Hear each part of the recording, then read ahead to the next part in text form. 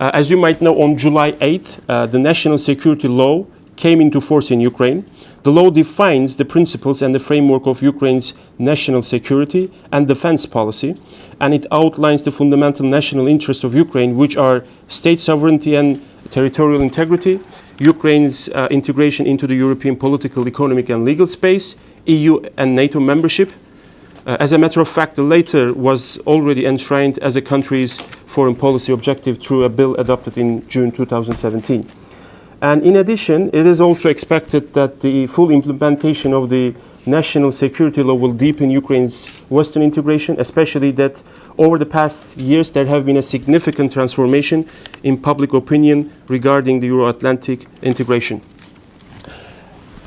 Without further elaboration, I would like to also refer to several technical aspects of the event. Each speaker will have 10 minutes speaking time, and I would cordially like to ask you to really remain within this time frame.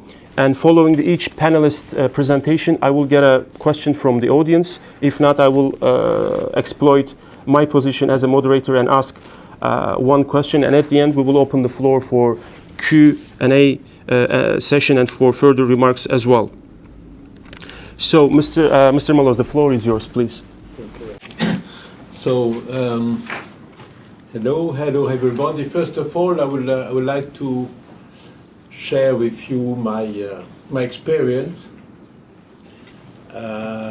with the question of Ukraine, and later on to present you two attitudes that I meet today in Brussels bubble, and which I think are unacceptable.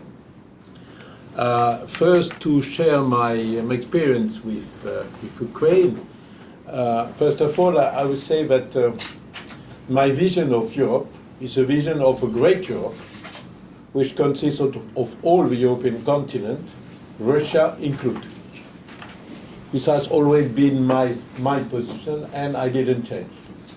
Now, maybe you know, since 2015, the Russian Minister of Foreign Affairs banned me to come to Russia because of my engagement for Ukraine. But I didn't change my vision because I try not to be an opportunist. And I've never been a politically correct person, so this is not, what I present is my visions, not for any interest of any career of anything. So having said that, my really first engagement for Ukraine started when I was invited to participate to the East Partnership Summit in Vilnius in November 2013, where I was asked to speak. It was as President of European Economic and Social Committee. I was just sitting next to Mr. Yanukovych. It's a coincidence of a table. I met him after very shortly. And I could repeat what I said at that time. It was just before the Euromaidan. I say that we cannot ask Ukraine to choose between Russia and the European Union, because first of all, Russia is in Europe, and secondly, because you cannot choose your neighbors. Your neighbors are there. Russia will always be the neighbors of Ukraine, and the European Union will always be the neighbors of Ukraine. So you cannot choose what things, what countries, people who exist with the tie, historical tie. You know that.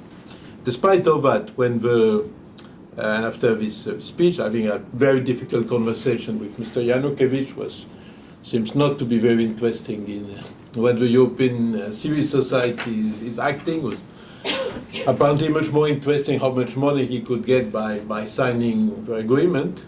And as you know, he didn't sign because he didn't get what he wanted, plus as other political reasons.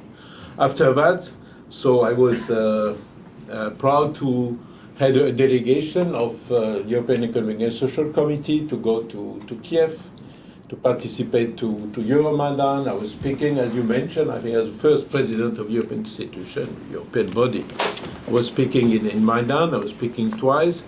Although I never, during this speech, my main concern was the necessity of reform in Ukraine, fight against corruption, against the corrupted Yanukovych regime and system, and not about the question of relation with Russia. After this, I got more and more deeply engaged with the Ukrainian civil society and ready to explain how we can help the Ukrainian civil society to go closer and closer to our European Union civil society, which I think is fundamental for interest of both sides, but never in the way to cut the relation with Russia was not the topic. The topic was to associate the Ukrainian nation, which exists, the Ukrainian people, to the European dream. And as I say, there is no reason why not to do. The Ukrainians is a European nation, and they belong to the European dream and to the European project. You should remember, always remember that in his speech, Robert Schuman, the 9th of May 1950, has a vision for great Europe. Was never the father founders of the European Union, never had a vision of a small West Europe limited to the West world. It was always since the day all this country become democratic. We'll work with all the nation, all the people of Europe. It is always my vision coming from that. So that's my stand, and as I mentioned, my strong position in favor of the Ukrainian reform, inviting speakers of Maidan in Brussels, meeting with them, President at that time, Mr. Barroso, was very cautious at that time, came to the situation that the Russian foreign minister didn't like my position and put me still now in the blacklist with one of the 4 French members of this list.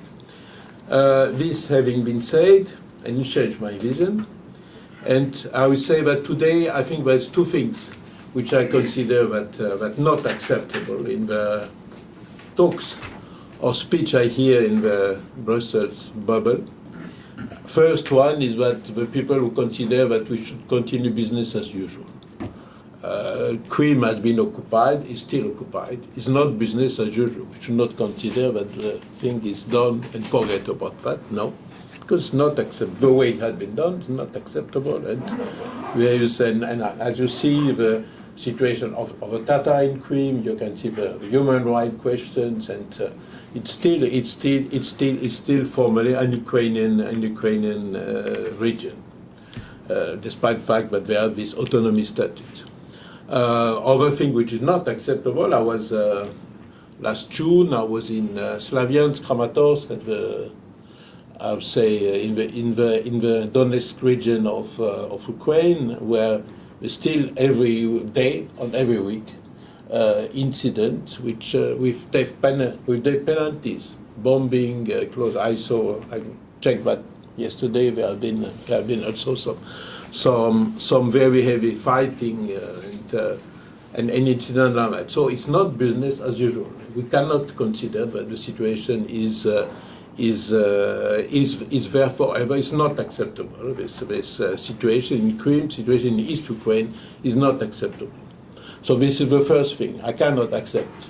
I cannot hear people considering that, okay, it's a frozen conflict and we go further with normal relation with Russia. No, normal relation with the Russian people, of course, because they are our neighbors. We have to work with them, and it's not a question of the people, it's a question of the Russian government. The second thing, which I think is even more non-acceptable for me, is the attitude of, say, politically correct attitude in the Brussels bubble, considering that, okay, Ukrainians made all that effort with this Maidan, the crisis, the reaction of Russia, the Russian Federation occupation of Crimea. But anyway, so thanks. We're very happy that they are now on the right side. They are with us. But concerning European perspective, concerning integration of the European Union, we have other problems. Brexit, priority with the Balkans, and Ukraine. In fact, we don't give any hope or any clear perspective to Ukraine to join the European Union one day, or if it's for 50 years or 100 years. this thing I can't accept. I remember exactly when I was sitting in Vilnius in this East Partnership Summit. But the question was, say to the Ukrainians, sign the agreement, join us. It was all the speech we all deliver in Maidan, join us, because we are a European family, join together, come together, and we make a stronger European Union with you. But now we are just considering that this question is not on the table and won't be on the table for a very long time. So we have, in a certain way, with what I consider a kind of hypocrisy, push the Ukrainians to choose, push the Ukrainians to make what I consider still as a right choice, to sign the agreement, to develop the contacts, so of course with some advantage, visa-free regime and something, but without giving them what they have all in mind, the idea of the perspective of joining the European Union. So this I consider it even worse than the first attitude, because it's an attitude, it's an unresponsible attitude. Because we all know that could happen one day, that if this development of Ukraine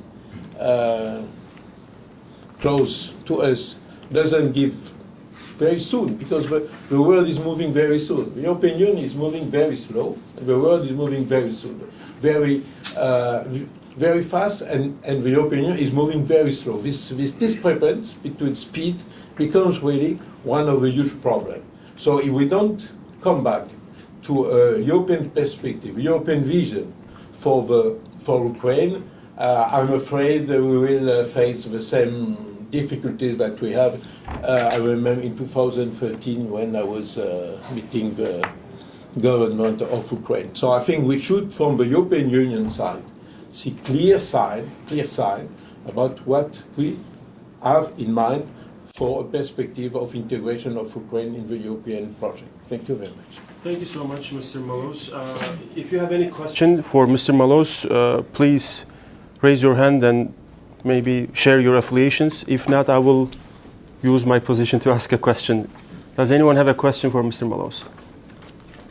All right, then I will take the chance. Mr. MALOSSE, you refer the current state of the civil society, the reform path, and you also underline the fact that Ukraine is part of Europe, which you call Great Europe in your speech. And you also underline that EU has a number of difficulties, both internally and externally, and therefore it's very difficult to give a clear perspective for the Ukraine's integration to Europe, unlike the case with Western Balkans. So then my question is, the obvious one, what are the main challenges Ukraine is facing vis-a-vis its EU integration path, but also what are the main challenges the EU is facing in this respect? I think I will start with the EU. I think the first is a question of existence of the EU itself, where we can see that there is no agreement among the, not among the population, but among the head of states and the government and the political elite about what kind of EU we want. So I think it's really needed, as I said, to have a fast decision of which kind of EU we want and what is the direction. And this is urgent. I think from the Ukrainian side, Ukrainian has shown, in my view, has made the decisive step toward the European Union. What we answer is the decisive step from the EU. Of course, nothing is ideal in Ukraine. There are still a lot of problems, corruption and so on. But I think corruption in Ukraine is not bigger than the corruption in Romania, Bulgaria, and other EU countries. You have to be frank and honest and don't give lies. So I think the major step now has to be done by the EU. It faces the major challenge of the EU to give to the Ukrainian a clear vision about the future of their relations. This is what I expect from the EU. Okay, thank you so much. And I think we could slightly move on to Ms. CARBOU. So the floor is yours, Ms. CARBOU. Thank you very much, dear ladies and gentlemen. Thank you for the opportunity, and I will, in my hopefully short intervention, I will outline some picture, because we all know that we are entering the electoral year, both in Ukraine, in the European Union, the US, and just to give us thoughts about what the consequences it may have, and what the risks, but also where the hopes are, in order for us to survive this not easy period, I would say. In the beginning, I would give some little data of the sociological surveys, which is always good to understand what are the opinions of people, but also of the experts. And according to the Democratic Initiatives Institute, it's one of the think tanks in Ukraine, they conducted the survey in August 2018, and this was especially for the European and NATO integration of Ukraine. They asked these questions to people. And the results are as follows. 52% of the Ukrainian citizens are in favor of the future membership in the European Union, and absolute majority, which is considered as a good sign, 60%, consider that Ukraine should continue reforms, disregard whether EU gives or doesn't give the membership prospects. And third of Ukrainians insist on EU greater role in pushing Ukrainian authorities to do more reforms. So this is where it coincides with the wish of EU to push the reforms from outside. With regard the NATO prospects, as you know, it's more difficult question, but what has happened? Since 2012, we are witnessing the growth of those who are supporting the NATO membership prospects of Ukraine in 3 times, from 13 in 2012 to 43% in 2018.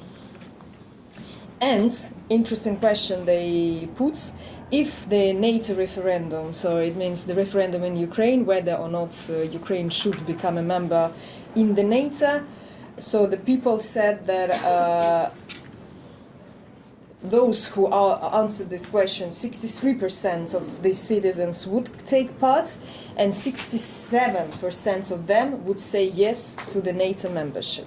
So this is how and why.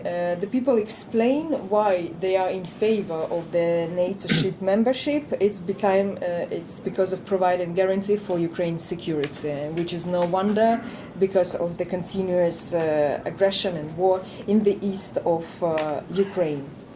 So, what experts have come to conclusion that this since last several years, Ukraine has gotten this more or less stable, even more than less stable, 40% of population who are speaking in favor of the NATO. So this is the landscape about the Ukrainian citizens' preferences in terms of the projects of integration into European Union and NATO. And now I would like to come back to the electoral year. And this will be the process which will probably determine the forthcoming months, and then the results of it would determine the forthcoming years. And this is important to understand. Of course, we cannot know and we cannot foresee, because the elections will be proceeded in a democratic way, so we don't know the results, but what we can calculate and what we can see, what are the risks at the moment. What are the sin, if you want, where elections are coming into is going to happen. So first of all, as there's no secret that during last years the economic situation in Ukraine have been dropped, and Michael, maybe you would say more about this, and this difficult situation, economic and financial situation of really majority of the households. This is in the minds of people and determine their agenda, everyday life. And that's why it makes these hopes for European future of Ukraine, it's a little bit overshadowed by the current economic situation. Then we are witnessing that growing number of people, of professional people, maybe younger generation, leave in the country. For here, Ukraine is no exception from other Eastern European countries who probably have had, not probably, but they have had the similar way. But of course, with the consequences that it may have, and it's already have, consequences for the success of reforms in Ukraine by lacking professionals in some of the areas to undertake necessary steps, but also we don't know what the impact it may have on the results of elections. Then speaking about the political actors, the thoughts of the experts is that this very active pro or clear pro-Russian political parties, they have no future in Ukraine and will not be successful in the results. But the danger is in the so-called hidden agendas of the political parties, of some of the political actors, and nevertheless they will not openly play the Russian card or whatever, but we have to be very careful in analyzing their messages, their actions, and whether or not they really go through in line with the European perspective and European intentions of Ukraine. And here this raising populism, which somebody is growing, is raising the issue, and of course it's growing against the background of the difficulties in economic situation of the households. Electoral law and electoral reform still has not been completed, yes, and that's why we may have some difficulties here, and difficult international situation because of the elections in the major international partners of Ukraine, which will preoccupy their attention to themselves. But nevertheless, where are, and of course, aggression of the Russia, and continuous attempts of Russia to influence the situation in Ukraine, both using all instruments, propaganda, impact on the political actors, and so on, and of course the open military actions. Where are the hopes? The major hope is the choice of the European future of Ukraine has been done.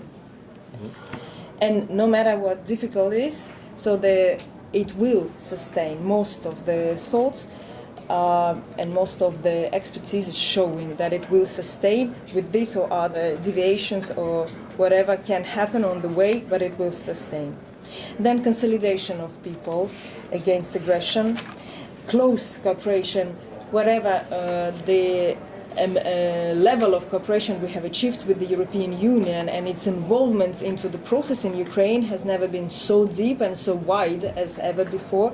So this institutionalized relations with the European Union is one of these hopes for the future of Ukraine. Increased cooperation, practical cooperation with the NATO and taken over of the NATO standards by our military forces. Free media. And of course, as being an optimist, the continuous will of the Ukrainian citizens to make the country fully align with the standards and principles of Europe. Thank you. Thank you so much, Ms. CARBOU. And if we have any question from the panel, Marco, please. Yeah, thank you very much. Could you maybe... Yeah, I'm Marco Schwarz, working here for the German Political Foundation for the Ihor Stiftung. My question goes to Olena regarding the upcoming elections you mentioned and the electoral law reform, which is not completed yet. So how likely will it be without such a kind of reform for having independent candidates in the Rada in October next year? How crucial is it, this reform? The reform has always been crucial. It has been, some steps have been undertaken, but not in the amounts which were suggested by those who to make this law fully capable, to make the process transparent, clear and democratic. But nevertheless, of course, it will be democratic elections with some problems referred to unfinished electoral law. But more, I can address you to one of our member organizations which are specializing on the electoral process, and there you can see the concrete problems which we may face during the elections. Is there any other question from the audience? All right, our next speaker is Mr. Turianskyi. His Excellency, the floor is yours. Thank you very much, Sajid ISIK, for giving me the floor. First of all, I would like to thank all organizers, first of all, Vocal Europe, and all organizers of this very interesting and very important panel for not inviting me to participate, but also to give me the possibility to present my personal point of view on the question we are now discussing. Ukraine's Euro-Atlantic integration, what is next? And first I would like to say that for me it is very strange to listen that no one representative from at least two permanent missions existed in Brussels. Representative of the European Union and the chief of the Ukrainian mission to NATO are not here among us. Because we in Kyiv, we often heard that the other world, in spite of the 27 years of independence of Ukraine, and taking into account the situation existed in occupied Crimea and the war which is under the way in occupied territories of Lugansk and Donetsk region in Kyiv, the other world knew limited information about what is going on in Ukraine. But nevertheless, we need to do our job in order to inform you here in Brussels, inform all other people in the international community about Ukraine and attention and efforts given in order to be integrated into European Union and NATO. Much has been said during at least 2 decades about integration of Ukraine to the European Union and NATO. Appropriate provisions were inserted in and deleted out from key legislative documents, including the latest fundamental one, Principle of Domestic and Foreign Policy of Ukraine, adopted by the Parliament of Ukraine in the year 2010. Though today these provisions are stated as follows. As NATO is concerned, to deepen cooperation with NATO, aiming for full membership in this organization. As EU is concerned, to ensure Ukraine's integration into European political, economic and legal sphere, aiming for full membership in Ukraine in the European Union. Now, at the President's initiative, these 2 provisions will be included in the Constitution of Ukraine. As it was explained to Ukrainian society, President wants to give his course oriented to Europe and irreversible character. It does not obliged by any kind of law in Ukraine, but he would like to do in this way. Ms. Olena presented us some figures about the research of public opinion in Ukraine. I have some figures which are different one. For example, according to my information, approximately 56% of the population of my country are in favor of its full membership of EU and NATO, and 44 are against. But unfortunately, these figures are changing, of course, every month is not every week or every day, and mostly depend on the agencies conducting this research. If you pay big sort of money, you receive results which will be satisfied for you. And many political statements have been pronounced during almost 27 years of independent Ukraine, but as of today, my country is still out of EU and NATO and is still on the long road for integration to this very important organization, at least in Europe. And why? From my personal point of view, there are several reasons. Firstly, because different political forces in Ukraine, including those who are in parliament or out parliament, had and have, and I'm sure that they will have completely different positions towards the present and future of Ukraine, changing them due to the changing political situation in the country, depending on the behavior of the president. Today we have 5th in a row. And appropriate key political moments.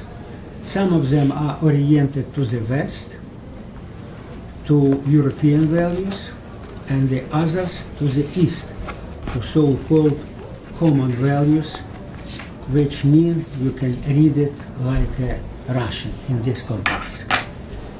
And secondly, the Ukrainian authorities does not have the strong political will to expedite the fulfillment of all its obligations before EU and NATO, including fighting corruption in the country and the speedily implementation of the reforms.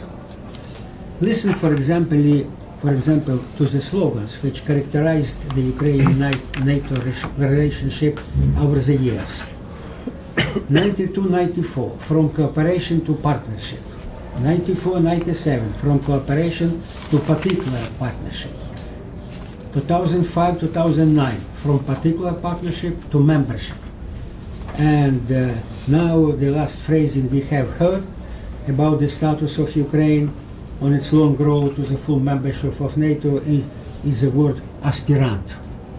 And thirdly, taking into account the upcoming presidential and parliamentary elections to be held in 2019, pre-election campaign already in Ukraine has already illegally started. But ordinary people, they are disoriented by influential politicians' statements. Authorities must improve their educational work in the society in order to present potential benefits of Ukraine integration into EU and NATO. Ukraine has proclaimed that Ukraine will fully support the human rights and rule of law in my country. But some events which took place last summer shows that we are Ukraine, we are also Ukrainian citizens, we are far from these two provisions. And first of all, Mr. Ambassador, last 1 minute, sorry. Okay, we have in Ukraine a big Turkish community, and two members of this community were forcibly taken out from territory of Ukraine and taken to Turkey, and then are now in a custody. And the government of Turkey and the activity of Security Service and Prosecutor General Office were strongly criticized for that, but unfortunately there is a game in soccer, in football. Security Service says that this is a business belong to Office of Prosecutor General. Office of Prosecutor General kick the ball to Ministry for Internal. I would like to inform you about that, taking into account that the situation is not solved finally, and nobody knows what will be in the future concerning the Turkish community living in Ukraine. Thank you very much. Thank you so much, Mr. Turianskyi. May I ask you whether anyone from the audience have a question for Mr. Turianskyi? Then I would like to. Please, Mr. Malossse. I have a question because I think it's a very interesting point you mentioned at the end of your speech. Because I hear also some concern about the Hungarian minorities or some other minorities in Ukraine, the right for them to speak their language, keep their identity. So I will be interested to see in very short how you see the evolution of this question of minority or right of minorities in Ukraine. You know that Ukraine is a multinational country, and many nationalities are living on the territory of Ukraine, being Ukrainian citizens. But many years ago, at least 6 or 7 years, Russia began to issue Russian passports to citizens in Crimea being Russian nationals. Hungary began to issue passports to those people, national by Hungary, who live in Transcarpathia region. And Romania also began to issue their passport in violating all international rules and all provisions of all Ukrainian documents. And from the point of view of existing Ukrainian law, the double citizenship is prohibited in Ukraine. But we see the situation, and the government and Ministry for Foreign Affairs of Ukraine did not pay any appropriate attention to this problem. And now this problem is very sharp in the relationship with Hungary, because Ukrainian citizens, being Hungarian by nationals, they do not know the state language, Ukrainian language. So this problem, which today the government and president and Ministry for Foreign Affairs admitted as existed, and it was also announced that this problem, especially with Hungary, it's necessary to decide, because being a member of NATO and European Union, Hungary blocked any contacts at the state level between Ukraine and NATO, at least, blaming Ukraine that Ukraine do not take care about citizens of Hungarian national in Transcarpathia region. Thank you so much, Mr. Ambassador. And now the floor is Mr. Emerson. Thank you very much. I will address the what is next question, or several aspects of that. The first comment, however, is on the wording you've used in the cover page, which refers to topics surrounding the accession process, quote unquote. Now, let's keep the party clean. There ain't no accession process either for NATO or for the EU at the present time. One may wish that it may be the case, and Mr. Malosse has raised the membership perspective question, but and I may sympathise with his point of view, but objectively, it's nowhere in real politics. Right, now, elections forthcoming, important elections, so that's a big not what next question. So if Poroshenko forms a coalition afterwards, we would expect some kind of continuity. However, the most popular figure appears to be Yulia Tymoshenko at the moment, and she's published her economic program, which is the most jaw-dropping collection of populist absurdities one could imagine. I just cite one example, reform proposal, abolish the value-added tax and install the turnover tax instead. Bravo. Okay, and there are about 5 others in the same category. So that's enough for that question. Now, the second one is now more concretely the relationship with the European Union and the proposals Poroshenko has made in the course of the last year, testing the grounds for whether Ukraine could accede to 3 unions: customs union, digital union, and energy union. broadly speaking, this was a very thinly conceived set of political propositions. We can understand the political interest in having some big ticket items that the political speeches could hold on to, but if you go into it, the customs union actually is a bad idea. I could explain that if we need to later on. I think that one is dropped effectively by Kiev now. The energy union idea is more substantial, and there's a very rich agenda there, but the use of this language, energy union, is rather loose and not very plausible. And the digital union is an even foggier question as to what it might consist of. So this is a search by the Ukrainian government, which is also seen in Georgia and Moldova, to have something, what next beyond the existing association agreements and DCFTAs. So one can sympathize with that search. And on the Georgian side, there is a certain movement of opinion in favor of acceding to the European Economic Area, which is an interesting proposition that avoids the problem of the customs union. But that search, as it were, is ongoing and not yet resolved. Now, next question, Donbass. What to do with the occupied territories there? I make 3 points here. One is Kiev has adopted a very hard attitude in enforcing a blockade on the movement of people, and more or less of people, certainly of trade across the border. I feel personally that this is a very questionable move in terms of the prospects for reintegration.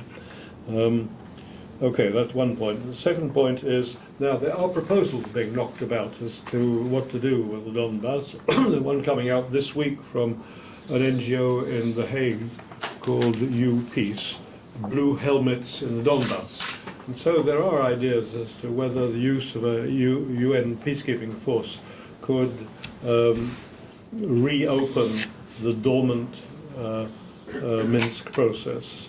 So there are proposals there, but I've been looking at this particular report, and it becomes rather implausible. I mean, they want the UN to supervise free and fair elections. Now, those of us who are even moderately informed about the state of play, the state of life, state of political life, state of the rule of law in the Donetsk and Lugansk occupied territories can have no illusions about that. These are micro-mafioso states, and it's extremely dangerous for any individuals to go in there if they want to express any, as it were, democratic opinions. So that's a long way off. The second thing is, yes, this UN force would assure full control of the state border by the government of Ukraine, including the Russian border, of course. Now that also looks a very long shot indeed in terms of the political feasibility of negotiating that with Russia. So if this well-meaning set of proposals has serious problems of feasibility, is there any other route? One hypothesis that I find quite attractive to consider is under the name of the Transnistrianization of the Donbass, by which one may, of course, big differences between the region, but the key features that are transportable, as it were, into the Donbass is, first, there would be peace over the frontier. It would be safe for people to move across. There would be openness for trade. The local government would remain completely self-governing, okay, and it might not be more democratic than the old Transnistrian regime for a couple of decades, etc.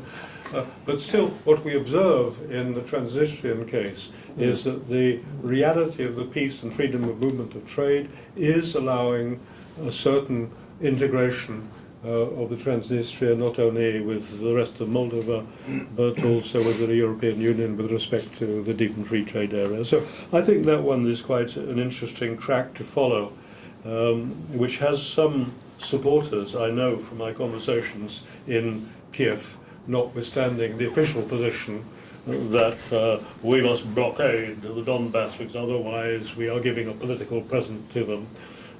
So that I feel is an unfortunate position. Right, the final what next question is what next to the European neighbourhood policy, which leads into the question indeed of the non-membership perspective.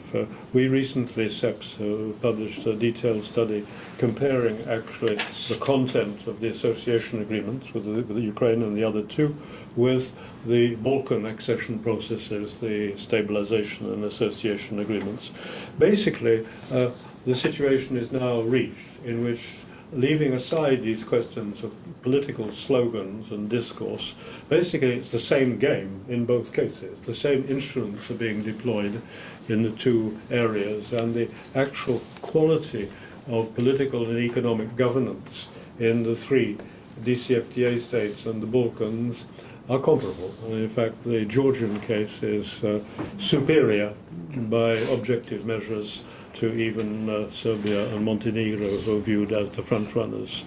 Ukraine is less good than Ukraine, but than Georgia, but still, broadly speaking, these areas are comparable. So my argument would be overall, when you bring also the need to modernize the customs union with Turkey, it's the Turkey question and the Brexit question, here you have a very massive set of different neighbourhood relations, which nonetheless are being addressed with, broadly speaking, the same economic instruments. So I think for the next Commission, a rethink of the neighbourhood policy is called for. So that's my next question. Next question, which of course feeds back into the Ukraine question. Thank you. Thank you so much, Mr. Emerson. And if you have any question for Mr. Emerson, please. Please.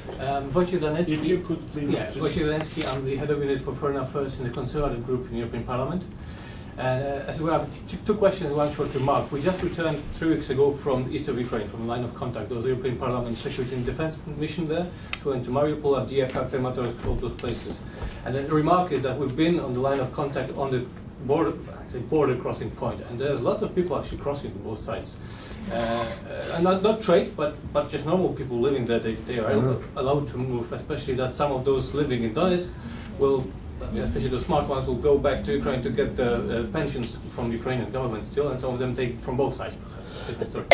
But anyway, that's just a remark. But one of the most important topics that were touched upon over there, especially in Mariupol, is the situation at the Azov Sea right now. What's happening with the Russians practically blockading off two Ukrainian ports there. So what do you think about that? I mean, what's the... it's possible to escalate, because it seems like the now biggest contention point in the region, not even the line of contact, which is quite more or less quiet, but the Azov Sea is becoming a very dangerous place in a way. And the second is about the elections, because in Kiev, again, on Yulia Tymoshenko, some of the experts there that we met, they see her as that person that will be backed by the Russians, so being now a pro-Russian candidate, so to say. What do you think about that? Well, I mean, on the Mariupol question, concretely one in the Sea of Azov, not on the Black Sea, with the new bridge being constructed over there by Kiev. I mean, clearly the blackmail potential there exists. Okay, so that is part of the non-resolution of the bigger Donbass question. Thank you so much for the question and answer, and well, thank you so much for joining us. Mario LÉTE is a senior fellow at German Marshall Fund here in Brussels, working on security and defense matters. And the floor is yours, please. All right, well, thank you. And I apologize profusely for being a bit late, but I'm still glad I could make it. Since I don't know what was said before, you will have to forgive me if I repeat some of the points that were said, but still I'll try to give it an innovative twist. Maybe shortly about the event, which is Ukraine's Euro-Atlantic integration. Since you've been doing a wonderful job focusing on the EU aspect, maybe I'll just focus a bit more on the Atlantic aspect of Ukraine's relations. But first of all, I find it an interesting title, Ukraine's Euro-Atlantic integration, because I would argue that if there's really one priority that Ukraine should have, and sole priority, it's first of all its domestic policy, not necessarily its Euro-Atlantic integration. I think that's the top priority for Ukraine must be its domestic policies and politics, because that's where it all starts. If Ukraine is able to tackle that one right, all the rest will follow. It's European integration, it's NATO integration, it's relationships with Western partners. So it's really, really important in my opinion that Kiev gets its domestic policies right, that it gets its reforms right, that it gets the fight against corruption right, that it gets its modernization process of all aspects of society right. I mean, if that fails, forget about all the rest. It's that simple. Ukraine is in charge of its own Euro-Atlantic integration. It's not Europeans and Americans or NATO that will go to Ukraine. It's Ukraine that has to get Ukraine's aspirations right. Ukrainians have to help Ukraine. We, of course, we, meaning Western nations, can support Ukraine's aspirations, but everything starts in Kiev, if I may say so, and the other urban centers across the country. So I think this is just the point I wanted to make to start. There's no doubt that Ukraine is no longer the country that it was 4 or 5 years ago. The progress has been tremendous. Society has changed, politics have changed, but still, even though there is hope, there is signs of hopes, there's still a lot of work to do. Many of the reforms that exist on paper, but they're still not trickling through always through society and other aspects of political life. So I think this is also important to take into account that yes, a lot has been done, but we're not there yet. And I think that is definitely something that is being closely watched in Washington and in Brussels as well. Maybe focusing a bit more on Ukraine's relations with the United States, given that I work for an American institution, allow me to focus on that a little bit. I would probably argue that the Trump administration is not such a bad deal for Ukraine. If you see what has been happening so far, we actually see that there's not much change compared to Obama's policy. The Trump administration has been taking over many of the policies that existed under Obama and has actually been adding quite a few interesting aspects of support. Think about the delivery of weapons to Ukraine, think about the Crimea Declaration. Now, would I say that these things have been happening because Washington is so thrilled to support Ukraine? Perhaps yes. Is there some sort of self-preservation in these policies? Probably as well. But in any case, I think that we should not only look at the White House. There's definitely a lot of people in the Trump administration that are great supporters of Ukraine's Euro-Atlantic integration. I think, for instance, about Fiona Hill, who is the Europe director at the NSC. I think about Mattis, who is the defense secretary. Those are all people in the administration that are very supportive of Ukraine's ambition, and I think we should definitely take this into account. On top of that, we also face quite a good situation in Congress. I think there is bipartisan support in the US Congress to make sure that Ukraine has a good relationship with Washington and continues its integration with NATO. So all in all, I would say that these signs are quite positive for Ukraine. And when it comes to our dear president in the White House, in the US White House, I think there again, ironically enough, it's quite a positive thing that as long as the collusion probe is going on against Donald Trump, I think that Ukraine will be, can basically sleep tight, making sure that the administration there will at least support policies that are favorable to Ukraine and not necessarily to Russia. So I would say there's a lot of signals that make me confident that Ukraine-US relations will go on the right way, at least for a near future to come. Things are a bit more complicated on the EU side. I don't want to elaborate too much on the European side because, again, you've, I think, gave a very proper overview. But when it comes to the relationship with the EU and making the link to security, I think where, in my opinion, where Ukraine and Europe should really work together is on economic security. Because I think that Ukraine's security, whether we talk about the Donbass or other aspects of Ukraine's security, it all boils down to economic security to me, in my opinion. The EU can provide many opportunities to Ukraine to boost its economic security. There's a lot of funding available, whether it's the EU institutions, whether it's the EBRD, whether it's the EIB. There are many programs in these institutions that can support the economic development of Ukraine, infrastructure projects, business projects. The thing is, I believe, is that perhaps Ukraine also has to become better at understanding how to get those funds, but definitely the funds are there. Especially, I think it would be very important to think about the economic security of eastern Ukraine. If you look at the map of the country, we could argue that, relatively speaking, the regions around Lviv, Kiev, Odessa are doing pretty well. There's some degree of economic development. But if you look at the regions around Kharkov to Mariupol, there we really see that there are issues. I mean, that region is still lagging behind compared to the rest of the country, basically the contact line that you suggested. So my idea would be, to focus on finding ways to use this EU-Ukraine relationship to boost development in eastern Ukraine, where it's around Kharkov, where it's in the non-occupied territories around Donetsk or Luhansk, Mariupol. There are many opportunities there to really develop economic life, business life in that region. That for me would be a top priority. And if we talk then about resolving the issues in Donetsk and Luhansk, I think if you can show people that Ukraine is capable of providing economic security, that would be already a huge step forward. I will end here. Thank you. Okay, thank you so much, Bruno. If there is any question specifically for Bruno, please. Good day, Henri, Ukrainian World Congress.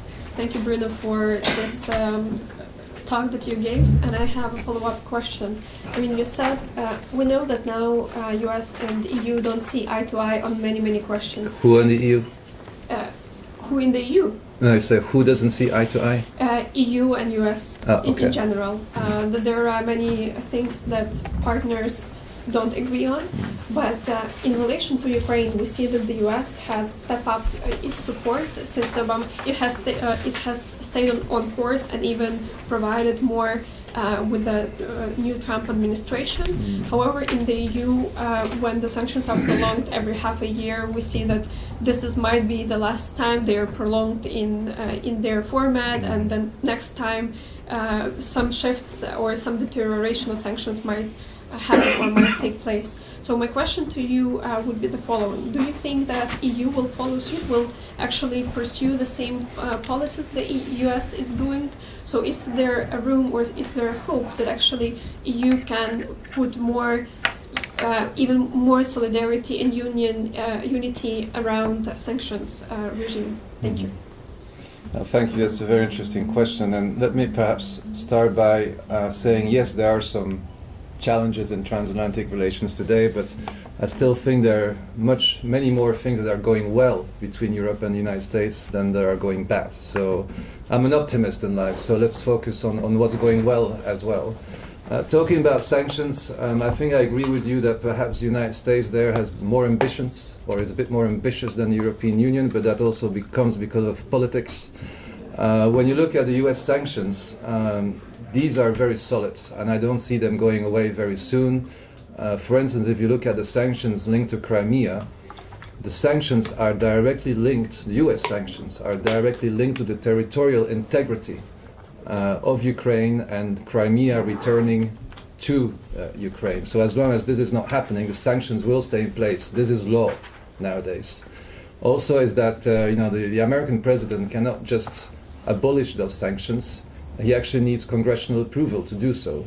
So that's how tough the sanctions in the United States have been designed, and I'm sure that I'm sure that they will stay in place for a while to come, and maybe more sanctions will be added in the near future. I don't know. We'll see how things progress. On the European side, I share your concern. It's true that every 6 months they have to be renewed, and that's a bit annoying. It gives some sort of insecurity. But on the other hand, I think that there's a critical mass of EU countries that supports the sanctions, even though some of the countries that are not necessarily a big fan of the sanctions are being very vocal. I still think that the majority of EU countries supports the continuation of the sanction regime, at least the existing ones. What could be more problematic for the EU is to add new sanctions.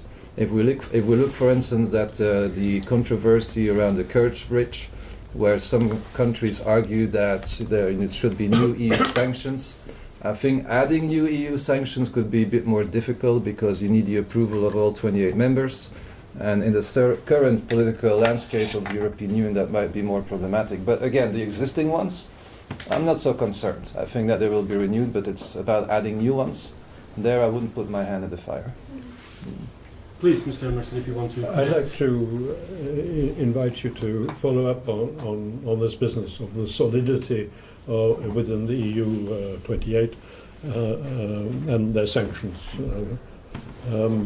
We know that at least 4 countries, Italy, Greece, Hungary and Austria, would love the sanctions to go. And the new Italian administration is not afraid of sticking out a hard position, and I think the same goes for Hungary too.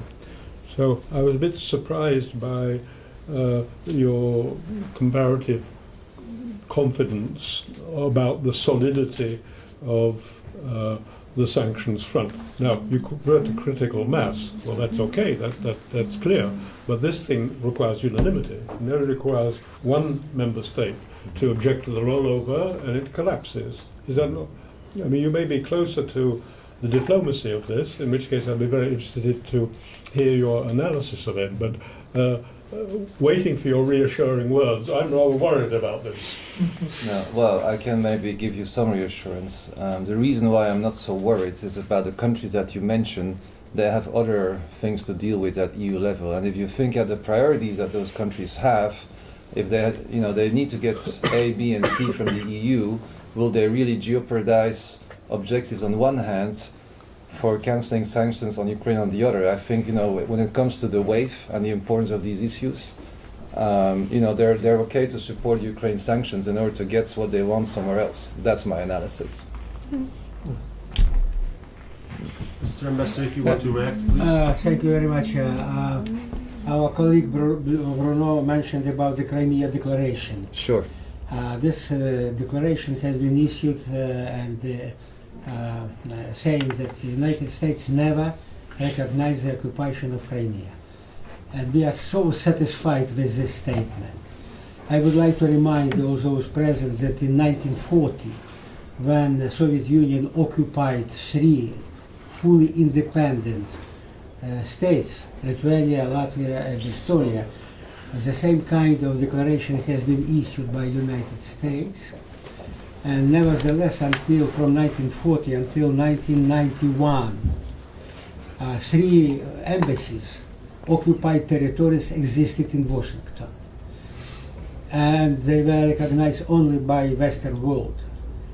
And even taking into account this declaration, for United States maintain very close relations with occupation countries, Soviet Union, in any field, military, scientific, sport, humanitarian, and all others. In spite of the fact of the situation in Hungary in 1956, in spite of the 1968 occupation of Czechoslovakia, and in spite of the intervention of the former Soviet Union into Afghanistan in 1979. So statements are very important, and it's necessary from legal point of view reflect the situation in any kind of paper. But we need to take into account not words, not political situation and declaration, but deeds. Thank you.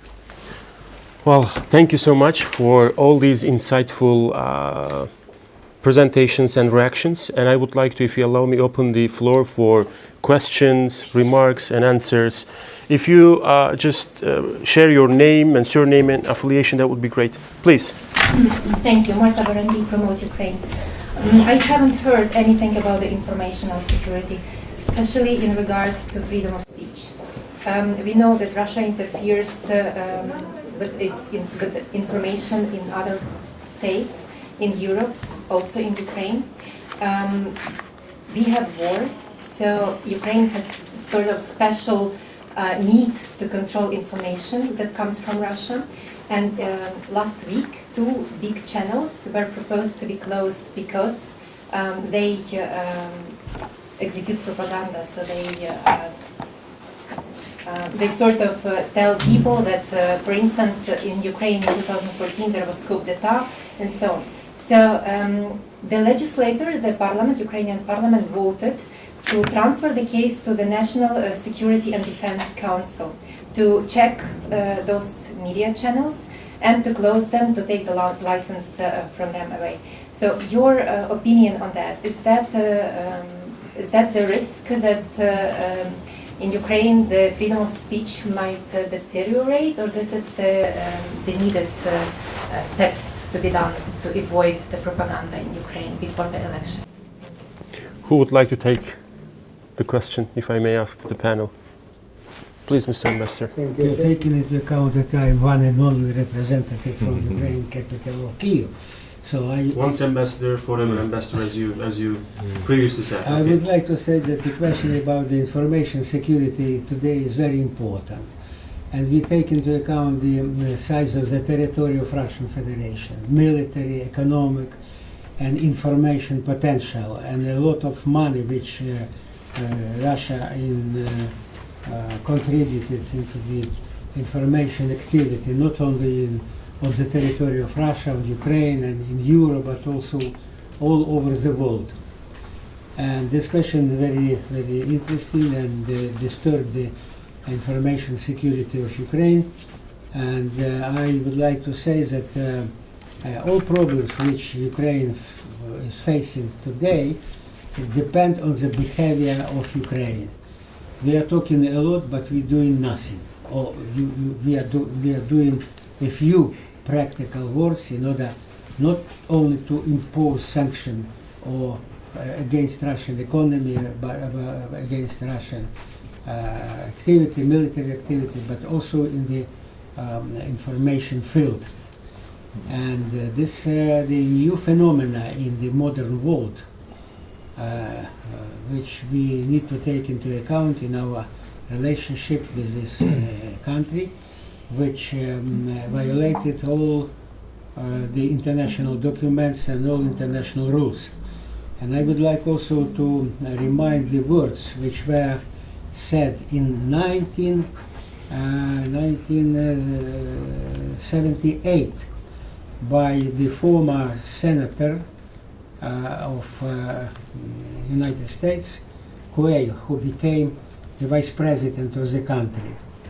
And he said that you do not believe to Russia at any time and at any case, because according to his own research, or research made by United States scientists, they analyzed more than 130 bilateral agreements between the United States and Soviet Union. And all of them were to some extent violated by Russian Federation. Thank you. Is there any? Please. Hi, Onur Çevik.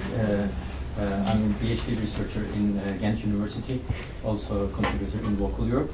So I'm not a Ukrainian expert, but in this political and societal polarization-wise, I have a question for Ms. CARBOU about the elections. So you mentioned the significant elections is coming up, and of course there is a consensus on reforms and pro-European agenda. But my question is, this kind of like monolithic approach in politics or foreign policy, what do you think about the negative impact of such approach in terms of the exclusion of people from those occupied lands, because as far as I know, you have, I mean, in Ukraine there are, like pro-Russian and pro-European societies or like the citizens, but of course in the lands, like occupied lands, if Ukraine would have a projection for future to include those communities in Ukrainian society, do you think that such consensus for pro-European agenda might have a negative impact in the future? And what do you mean by monopolitical approach? So, for example, in the surveys, like public opinion polls, there is kind of consensus on pro-European or like reformist agenda after elections, right? So I was like wondering if these reforms will take place and if like the Ukraine will be more Europeanized. In the future, how would it be to include the pro-Russian communities or citizens? Where? In Ukraine, or in occupied lands in Ukraine. So first of all, just to make clear, the polls have been conducted only on the territories where Ukraine has its control. Okay. It was not asked because the sociological survey services do not have any access to this occupied. But speaking about this issue, I would put this question into much wider. Of course, and already in Ukraine we're thinking about the reintegration policy. Indeed. And I think this policy will be much wider than only European integration. And actually it will be like a policy of the cure, if you want, of these citizens, which I'm not sure. I cannot tell that they're all 100% pro-Russians. No. No, and we know exactly that some of the people just stayed because of inability to leave these territories, but it doesn't say clearly that they absolutely stayed because they admire our northern neighbor. So, and I think in future we will have much more. I mean, the scope of work which we will have to reintegrate this population from our side, but also from their side, is huge. So the solution is not only having the consensus on European aid. No, it's all other issues. It's just to bring the country together. Yeah. And it's like all these reconciliation policies, all of this, all. Any other question? Please, if you just share your name, surname, and affiliation. Hi, my name is Carolina McLaughlin. I work for Transparency International's Defense and Security Program. I have two questions, if I may. Two things have sort of been mentioned in the contributions. One was the issue of corruption. One was issues of Russian influence. And then another thing was economic security versus sort of the wider concept of security. So I'd like to build on those three. There were concerns in the last decade or two that one of the means of Russian influence in Ukraine is actually through corruption, especially in the energy sector. So I wanted to ask your assessment of the issue now. What is the take on this? Is it seen as still as a serious threat, and if yes, where are the vulnerabilities? And my second question relates to the issue of who does what, the eternal division of labor between the EU and NATO as an eternal issue of debate. If NATO engages more with, say, the Ukrainian Military Ministry of Defense, the EU does economic security, who supports the reform of Ukrainian defense industry? Ukroboronprom, massive elephant in the room, no governance or oversight to speak of, and a questionable strategy in times of conflict. So I'm actually wondering if it's on the radar for either the EU or NATO, and whether anything's happening on this issue in the international realm. Thank you. And your question is specifically to? To the panel, I think whoever feels like they can respond. So I have to probably poke Dr. LÉTE on Ukroboronprom, but I'm open really. Please. I can take this Russian question. So the Russia influence means they don't exclude any means. Okay, so whatever is on their hands, whatever they can approach, it is possible. Energy area, we have considerably cut the influence in the energy. So this huge gap has been mostly closed. But it doesn't exclude, as has been already mentioned, propaganda, economic influence, security, especially using these difficulties of the current economic state. They can do it. Then also on the political actors, it is important. And here, as from the experts' point of view, the cure is we need to analyze what the Ukrainian politicians say, the rhetorics, because open pro-Russian rhetorics, those who want to win something in Ukraine, they will not use it. But what they will do, they use this pro-European rhetorics, but do the actions which contradict to the rhetorics. So what people can be advised is just to check and make like a balance with words versus actions. Another issue with Russia today, it became more dangerous right now, especially during these last developments with this Thomas, this famous separation of the Ukrainian church from the Russian one. It's a huge damage for them. And we only may see the consequences which may have, but it makes them dangerous. And also this development in the Council of Europe, exclusion of Russia from these institutions, it makes them, pushing them away, and we have to be prepared for any actions, and electoral year is the best, in the brackets, for them to use it as the interference methods. Thank you.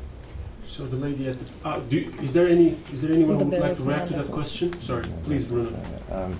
Very interesting questions, and I think you really touch on two very important sectors, the energy sector and the industry sector. I think overall, first of all, I think it's very important to acknowledge that the process of tenders and procurement and the digitalization of these processes, which I believe also has been assisted by your organization, Transparency International, I really do think that that effort has been very critical. It's really, really hard nowadays to cheat in Ukraine when it comes to tenders and governmental procurement jobs. Not saying it's impossible, but it's much harder. And that's definitely a very positive development. In the energy sector, I think you talk about elephants. Well, you know, there's Naftogaz in the energy sector and there's Ukroprom in the defense sector. I think when it comes to Naftogaz, this is being tackled right now. The European Commission is negotiating with Naftogaz on the so-called unbundling procedures of Naftogaz, where the supply and transit will basically be separate. So basically Naftogaz will do the supply and production, and there's going to be this new company, probably MGU, that will take care of transits. Now, of course, negotiations are ongoing, and no one really knows how, what, or when, but normally by the 1st of January 2020, Naftogaz should be or will be unbundled, like they call it. So that's in the energy sector. For the defense sector, things are a bit more opaque, if I can put it this way. There's no unbundling process there, or there's no EU or NATO cooperation happening. The task of NATO has been really to train, educate, and modernize the armed forces. And I think there again we should definitely salute Ukraine in the efforts it has undertaken with its armed forces. I think that's the progress that we've seen in the modernization there is actually quite phenomenal. The Ukrainian armed forces are really, you know, again, chapeau, like we say in French. They really did a good job. But when it comes to the defense industry, there NATO and EU simply have no weight to carry. It might be an important issue to put on the radar screen. I don't know if there's immediate interest in EU or NATO to look at this. I haven't heard anything about it, at least on my side, but again, there's still things that I don't know that maybe other people don't know. But I haven't heard about it, that's for sure. Thank you. Mr. Emerson, please, if you want to react. I'd like to come back to Bruno's propositions of the EU side making a richer contribution in some way to the security dimension. Would you agree that a useful step in that direction would be to restructure the European representation in the Minsk process, that is to say, to bring in the EU, not to leave it just to Germany and France, and thus to get closer organizationally to what we saw in the Iran case. And that's for me. Absolutely. Well, that's a good question. I haven't really thought about it. Oh, well, what a scandal. I sincerely suggest you think about it. Well, first of all, I mean, I like the idea, why not? We've seen many occasions in the history of security to actually delegate peace processes to a more independent party. Why not? I'm a little bit less enthusiastic when it comes to the Normandy process. I think that results there, well, there are results, but maybe we're not there where we would like to be. I always argued, but I know that my position is a bit more controversial, but I've always argued that I think the United States should be involved in the Normandy process, or the Normandy group. I think it doesn't make sense not to have the United States in that Normandy group, but, who am I? I just work for a think tank. But in that respect, yeah, I think it could be a good idea to delegate a peace process, but then, who would carry this on? The European Union, the United Nations, OSCE? Who could be a platform, or offer a platform? Just to react to what's been said. Please. I don't know. Maybe you have ideas of your own on that. Yeah, I just wanted to react to that and say that Ukrainian World Congress now for some time has been advocating the idea of appointing a special representative on Ukraine on behalf of the European Union. With the officials that we raised this question with, there was no unity or no support to this idea, but actually we strongly believe that, like in the US, where Ambassador Coldwater was appointed and things started being shaped in a much more clearer and structured manner, in the EU similar processes would probably also benefit the cause. Then we do not question the Normandy format. We do not want to undermine it, but we just say that the time has come for complementary steps, and probably if Germany and France would be staying in the leadership of this process, but supported by the US and the EU speaking with one voice, we believe that this will have a new re-emergence and new wave of possibilities to negotiate a solution. We have. I wouldn't be too enthusiastic about the special representative idea. I mean, the number of EU personalities who are seriously involved and concerned by this big Ukrainian and Russia-linked affair include Mrs. Mogherini, Commissioner Hahn, and there's also a head of delegation in Kiev. Well, that's already 3 important people. If you put a further special representative in the middle there, he or she has to work out the relationship with all of those other 3, and adding value or just adding coordination complexities. So I would tread softly on that one. We have to wrap up a bit. Please, lady at the back. Yes, my question is. Sorry. Please. Sorry. My question is actually to Mr. MALOSSE, due to his role of former president of the European Economic and Social Committee. I represent the European Sawmill Organization. We have been in contact with the mission of Ukraine to the EU due to some forestry issue, if I may say. And my question is about the fact that we have established at European level a domestic advisory group on sustainable development, EU-Ukraine. And this meeting really takes place in the building of the European Economic and Social Committee. The purpose of this advisory group is to facilitate the dialogue between the social, the civil society. Unfortunately, Ukraine did not appoint the counterpart.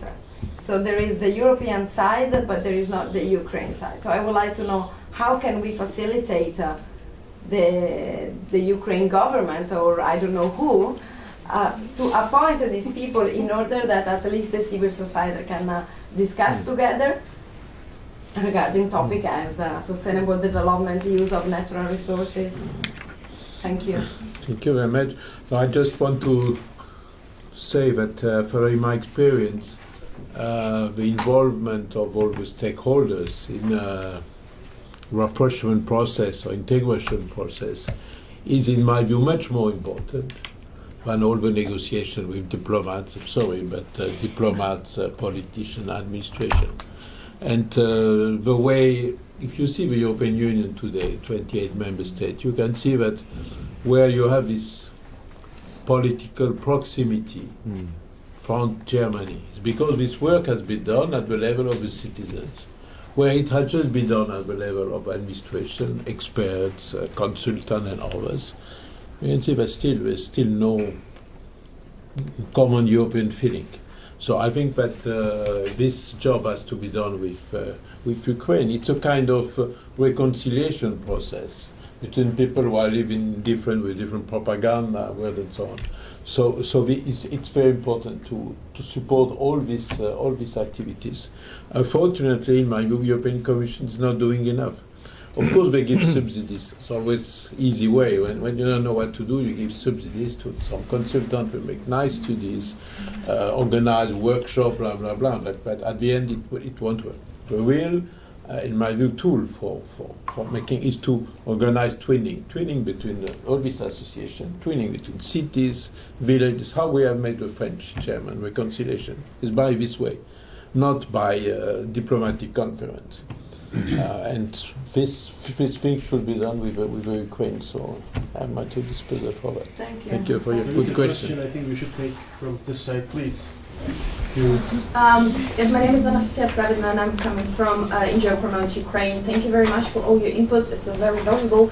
I would like to follow up on the first question asked today from a colleague of mine regarding freedom of speech, because personally I see it's a very dangerous slope that Ukraine is going now, because, I mean, as Ukrainian living in Brussels, you clearly see the difference, the things I'm allowed to speak in Brussels and have no consequences about that, and the things I'm not allowed to speak in Ukraine, take into account the situation. Like My what? question goes, Like what? Which questions you cannot allow yourself to speak in Ukraine?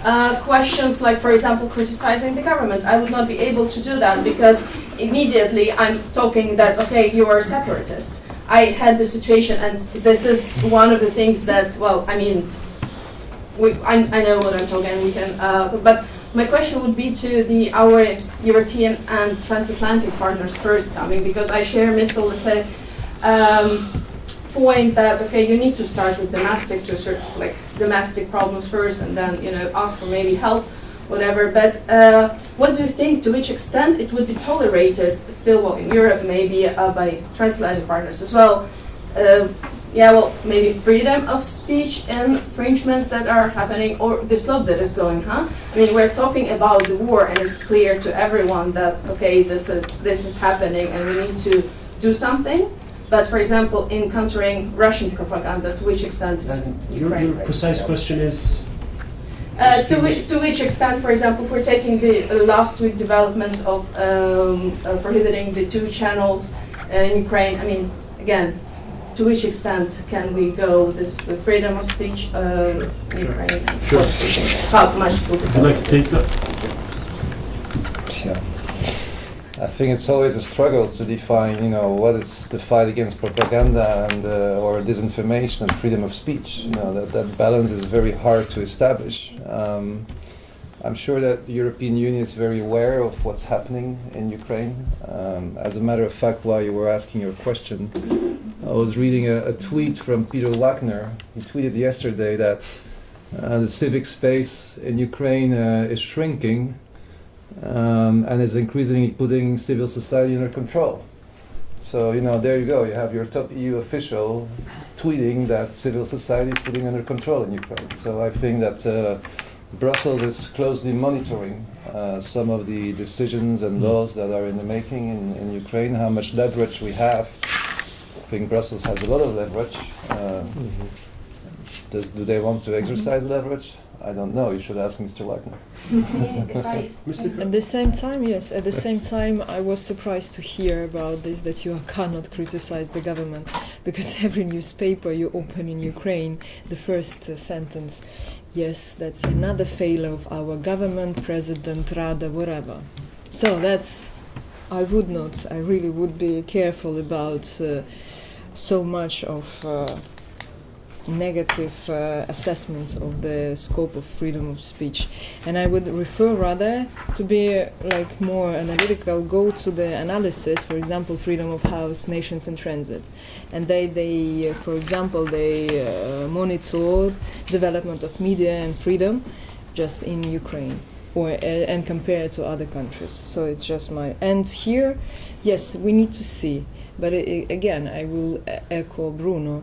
It's always, not only in Ukraine, everywhere, to find the correct balance between really fight against propaganda, which is the matter of national security in our case, but securing the freedom of speech. And Ukraine is not unique here, and we need just to follow the law and to follow how it is working. But here we need to be careful and to find the correct balance. If I can interfere for just but very shortly, because we're really running out of time. The thing is that our Hanna Hopko, who is chair of the Committee of Foreign Affairs in the Parliament, she said that the European Union is not going to react on the closure of channels because 1.5 years ago we explained already in the all embassies of European Union why we are closing down the access to Kontakty and Odnoklasniki. Kontakty and Odnoklasniki, the social networks, are Russian ones. The channels that are being shut down are Ukrainian ones. So the thing is that she says European Union is not going to react now, don't expect. This is a dangerous risk, so we are not reacting. When? What's next? You know, okay, maybe they deserve to be shut down, but what's next? Well, Mr. Ambassador, if you want to react. With your permission, only one short remark about the freedom of speech. It is very important to have freedom of speech in the country, and I think that in Ukraine today we have some attempts from president, from the governmental structure, in order to limit freedom of speech. The last case when the law was going in the first readings through parliament to close or to limit the activity of two channels, TV channels. In this connection, I would like to remind a very old story, maybe it is an anecdote, a short story, when the President of United States, Mr. Nixon, met with the General Secretary of CPSU of former Soviet Union, Mr. Brezhnev, and they were talking about freedom of speech. And Mr. Nixon said that in the United States there is a fully freedom of speech. Everybody can come to White House and say, I hate Mr. Nixon as a president. What about your country? He asked Mr. Brezhnev. And Mr. Brezhnev said, we have in my country the same, all over the same. Every Soviet citizen can to come to the Red Square, I said, and say, I hate Mr. Nixon, President. So everybody has his own point of view concerning, there is freedom of speech or there is no freedom of speech. But in general, believe me, I am very critical, I have very critical approach to the activity of Ministry for Foreign Affairs of Ukraine, President, government, Verkhovna Rada, Parliament of Ukraine. But I would not say any word about that. There is no freedom of speech in Ukraine. So our colleague from European Parliament has to leave, right? So very briefly, if you could just put your question to the panel. I mean, more a remark to the question about the EU getting into the Minsk process as a EU. I mean, and since we have freedom of speech, I'll be very open about it. So from what we see, a track record of Mrs. Mogherini when it comes to Ukraine, well, it's much less credible than what we can say in Iran or in the South. Being very general, and I mean, what we see now, we've been in Ukraine, we know that Mr. Minarelli, who's EU ambassador in Kiev, is doing a very good job, but he's prematurely leaving soon, after 2 years only, officially because he's going to retire, but unofficially there's been lots of push from Brussels to get him out of that office before the end of this term of Commission. So, and it's not very optimistic. In that way, I'd say that it's better to keep it in the member states. Thank you. So one last question I'll take from the left, the gentleman. Yeah, Dr. Çok from Platform Peace and Justice. We're monitoring justice in Turkey actually, and I'm not expert in. Sorry, could you repeat again? Yeah, I am Uğur Tok, and my organization is Platform for Peace and Justice, and I'm not Ukrainian expert or whatsoever, but we're monitoring the justice in Turkey. Mr. MALOSSE underpinned one remark of Mr. Turianskyi in the final sentences of Mr. Turianskyi. He said that there are 2 Turkish citizens deported from Ukraine to Turkey.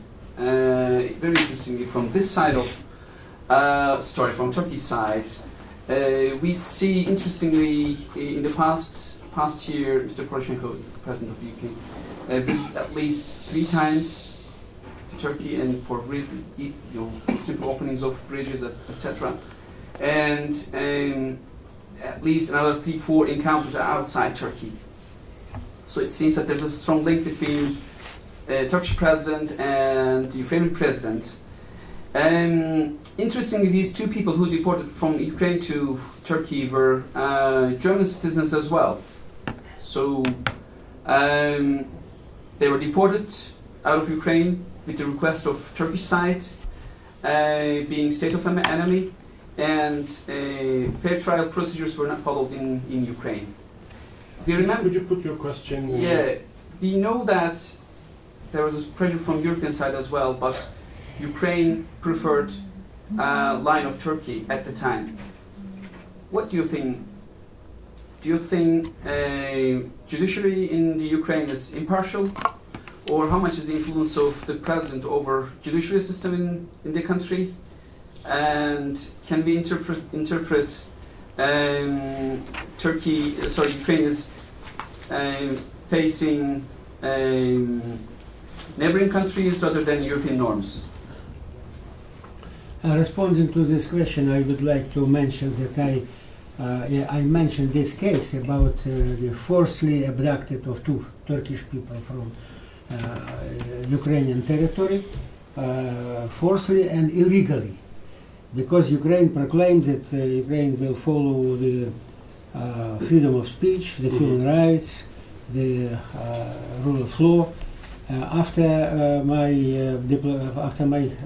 ending of my diplomatic career, I worked having worked for 5 years in the Secretariat of the Commissioner of Parliament of Ukraine for Human Rights. And I know that human rights in Ukraine completely are and will be not in favor of the government policy. Because you know that young and powerful people, they defend their human rights at every office, even on the street. But those people who are old, who are powerless, they are not able to defend themselves, and they ask government to assist them. And I mention this case only in order to remind that this question exists in Ukraine, and we need to take into account when we discussing the integration of Ukraine to European Union and also to NATO. And nothing more. And also take into account that I'm the first ambassador of independent Ukraine to Turkey, when I spent almost for 5 years, and I now try to follow the development of the situation in the country, especially after an attempted coup in July 2016. This is not a question for our discussion, but I mentioned it because I consider that it's necessary that those present knows about that. Thank you. We are running out of time. I will take one more last question, if there is any from the audience. Please, Marco, go on, and very briefly. Yeah, Michael Emerson. Thank you. In the beginning, talking about the war in Donbass, or you suggested, if I'm not mistaken, neutralization of the conflict. And my question would be, what would be the necessary steps to get there, keeping in mind that the Minsk agreement is almost there, or has not been implemented so far? And should it be a goal to have this kind of cold peace, no? Because you said, what would be the steps to get there, different now from the process we're talking about? Well, so what to do about the Minsk process, and especially transnationalization? I think it's at a dead end myself. So I'm not optimistic that it will lead anywhere. We know from these several post-Soviet conflicts in the map of Europe that you can have a diplomatic structure that sits there and goes on for, by the way, there's another Minsk process for Nagorno-Karabakh. Okay, the co-chairs have been meeting for about 25 years and getting nowhere. So I think this Minsk process is basically on track for that kind of model. That is why I feel, and not just me, I mean, my conversations with different Russians is that a scenario for improvement of the status quo should be sought that does not have to rely upon, if you like, geopolitical negotiation, which is stuck. And that is why the Transnistria case is a very interesting example. In fact, of all of the post-Soviet conflicts, this is the only one which moves, after a couple of decades, in the direction of certainly a peaceful and possibly constructive solution. So don't rely on diplomatic, high-level diplomatic engineering. Well, that being said, I think we have approached the end of the panel, and I think it was a very interactive panel with lots of interventions from the audience. Thank you so much for all the efforts by panelists, by audience. So we hope to host you at another future event. So we'll keep post you about our future events as well. So thank you so much. Thank you so much.